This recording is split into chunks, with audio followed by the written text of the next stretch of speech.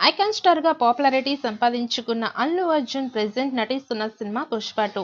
ఆయన కెరియర్ లోనే biggest block buster గా నిలిచిన పుష్ప సినిమాకు సీక్వెల్ గా తెరకెక్కుతోంది. ఈ సినిమా మల్టీ టాలెంటెడ్ డైరెక్టర్ సుకుమార్ తెరకెక్కిస్తున్నారు.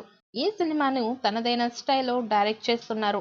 ఈ సినిమా కోసం బన్నీ ఎంత కష్టపడుతున్నాడో మనకు తెలిసిందే. మరి ముఖ్యంగా బన్నీ పుష్ప సినిమాలో కనిపించిన తీరు అభిమానులకు బాగా నచ్చేసింది. ఈ సినిమాలో బాలీవుడ్ స్టార్ హీరో కూడా భాగం కాబోతున్నాడు అన్న వార్త వైరల్ గా మారింది. అంతేకాకుండా పెద్ద పెద్ద స్టార్ హీరోలు అడిగినా సరే తెలుగు సినిమాలో నటించను అని ఈ హీరో బన్నీ అడగగానే నటిస్తాను అని. దానికి కారణం బన్నీను బాలీవుడ్ కి తీసుకెళ్లడానికి ఈ స్టార్ హీరో చాలా ట్రై చేస్తున్నాడట.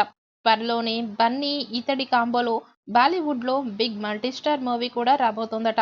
ఇందుకే బన్నీ స్పెషల్ గా ఆ పాత్ర కోసం ఆ హీరోను చూస్ చేసుకున్నాడు అంటూ వార్తలు వినిపిస్తున్నాయి. చూద్దాం మరి బన్నీ ఏరి కోరి పెట్టుకున్న ఈ హీరో సినిమాకి ఎంత బాగా కలిసి వస్తాడో. ప్రజెంట్ ఈ సినిమా సెట్స్ పైన ఉంది. ఆగస్టు 15వ తేదీన ఈ సినిమా గ్రాండ్ గా థియేటర్స్ లో రిలీజ్ కాబోతోంది. ఇక పుష్పలో హైలైట్ అయిన మరో పాత్ర అనసూయ. పుష్ప మొదటి భాగంలో దాక్షాయిని పాత్రతో మంగళం శ్రీను భారీగా చూపించారు. అంతేకాదు విలన్ గా చూపించి అందరినీ ఆశ్చర్యపరిచారు. ఇప్పటికే ఈ చిత్రంలో చాలా మంది పవర్ఫుల్స్ విలన్స్ ను కూడా తీసుకున్నప్పటికీ దాక్షాయిని పాత్రకు మాత్రం రివెంజ్ తీర్చుకోవడానికి రెండు బలమైన కారణాలు ఉండే విధంగా ప్లాన్ చేశారట సుకుమార్.